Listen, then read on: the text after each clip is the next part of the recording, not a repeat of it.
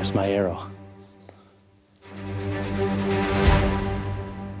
All right, I got blood.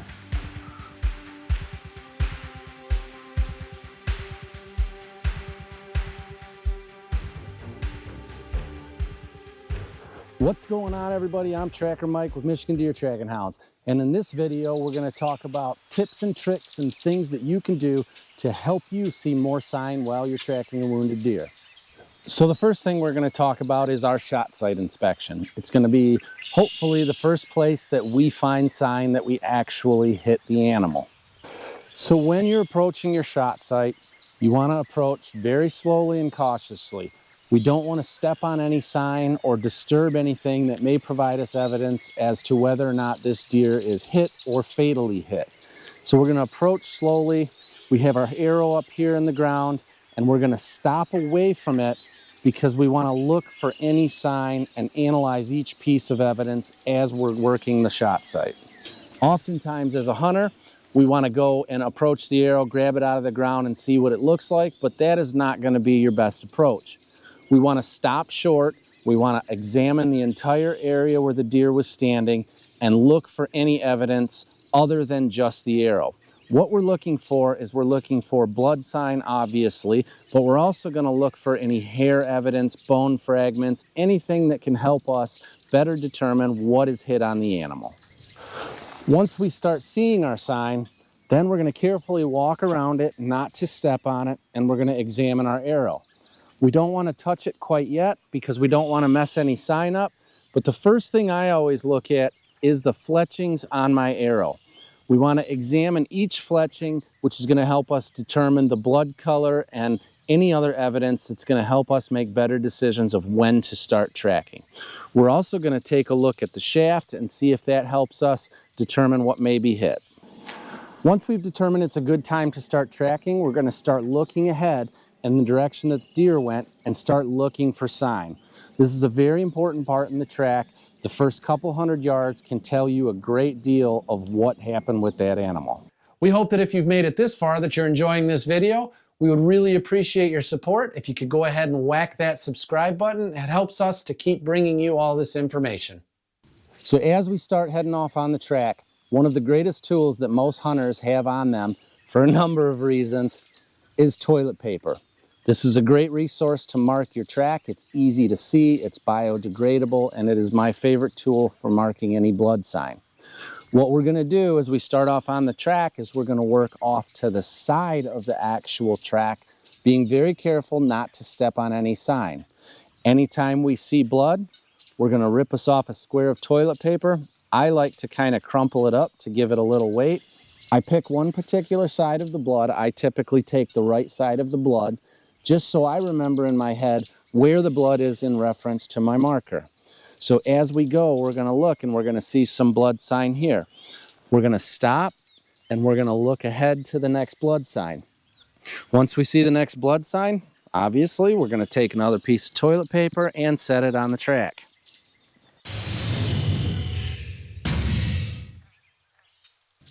Tip number one to seeing more blood sign while you're on the track is as you begin your track, start taking mental note of any patterns that start to develop and where the blood is sitting on the track.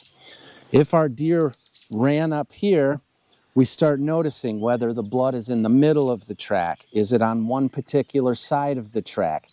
This is going to be our first tip to help you seeing more blood. As you start moving down the track and you start noticing these patterns develop, you can start to focus your field of search to that particular area. If you're always seeing blood on the right side of where the deer ran, you can start focusing your attention more on that particular area. Now, as a side note, don't get so focused that you aren't kind of using your peripheral to look at other things. But once you see these patterns develop and you start taking mental note and start scanning that particular area, you will start to pick up more sign quicker. Tip number two, and another important tool in your toolbox, is to have some form of GPS system. Whether it be an individual handheld unit like this or using some application on your cell phone. I particularly like onX Hunt. Both of these have features to mark and follow your track as you're going along. This will help you navigate to your track should you need to go and get help. Now, while this series is titled The Art of Tracking, there is also quite a bit of science to it. So we're going to go through a little bit of the science of tracking utilizing our good friend Buck here. Buck could be one of the oldest deer in the state of Michigan. As you can see, he is so old that he doesn't even grow antlers anymore. Your average adult white-tailed deer is going to be about 42 inches high at the shoulder. Obviously, there's going to be some variations with this. According to the available data, deer can range anywhere from between a little shorter than 2 feet to just under 4 feet tall. But for your average adult deer, it's going to be about 42 inches at the shoulder. All of this information is going to lead into our next tip. So if we take a look at this deer, we have him set at approximately 42 inches at the shoulder. And as we step up next to it, the deer's shoulder is about waist high. I've also got a marker here to indicate the distance between the top of the back and the bottom of the spine, which is going to be your kill zone. So on average, the distance between the top of the back and the bottom of the spine is going to be anywhere between 4 to 6 inches, about 4 fingers if we lay our hand on the top of the back and we see where we have our string measured down, approximately 5 inches on average. So what does this mean while you're tracking? Well, let's go explore a little bit as we enter the woods. So every single year as a tracker, I hear accounts of blood sign from hunters that just don't make sense. We often hear, I have blood all the way up to my chest, so this deer's gotta be dead. Well, that just doesn't make reasonable sense. Of course, there are situations where you will see very high blood, but typically that's because the animal jumped or it pushed a branch or brush over as it's running and the blood smeared along that brush.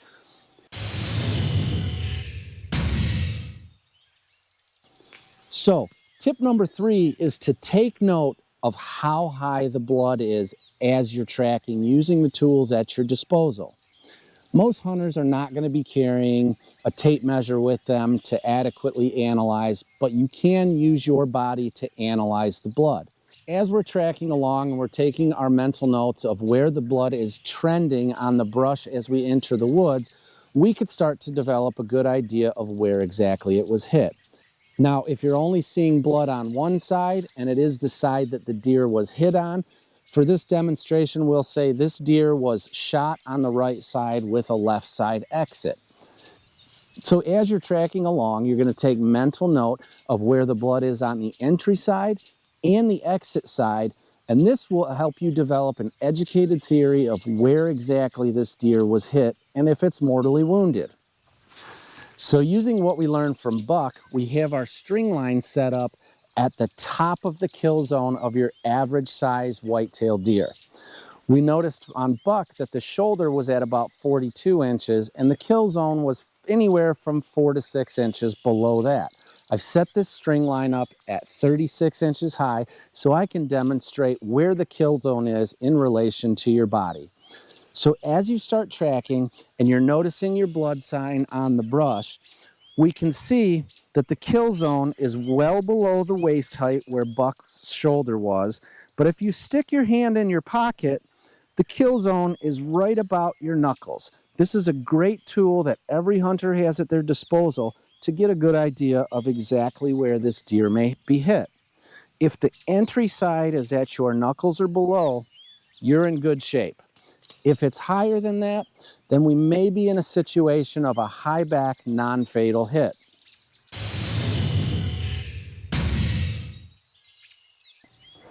So tip number 4 as we're tracking along, and I will reiterate, we're going to work to the side of our actual blood trail even as we enter the woods.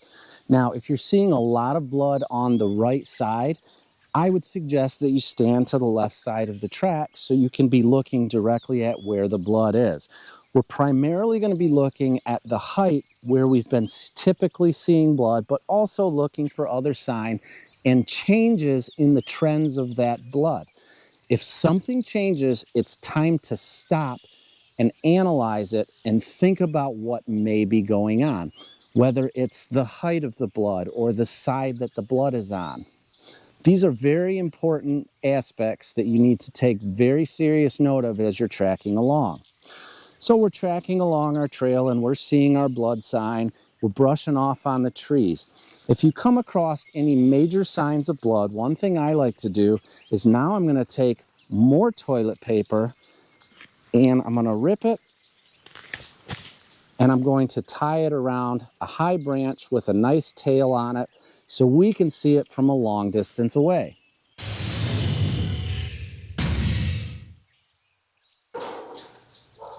Tip number 5 is about analyzing the track and determining direction of the deer. If you've been seeing blood primarily on one side and all of a sudden you get to a point in the track where you've entered some brush and you've seen your blood on your right side and all of a sudden you see blood on the left side, this could be a good indication that perhaps the deer turned or backtracked, and you really need to stop and analyze and look for other sign going in a different direction if you don't see any more sign ahead.